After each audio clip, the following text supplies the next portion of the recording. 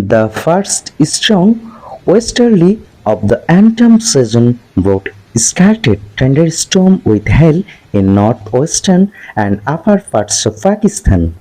causing a substantial drop in temperature with snowfall over higher elevation. The weather system started affecting Khyber Pakhtunkhwa and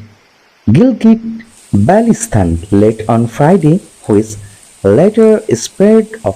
Kashmir and Upper Punjab as the Met Office has predicted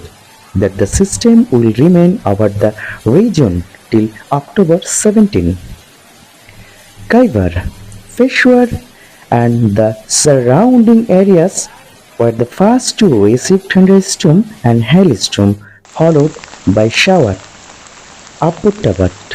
Mansehra and other parts in the north of Khyber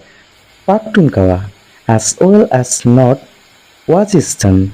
Kwat and Karak in the south of the province.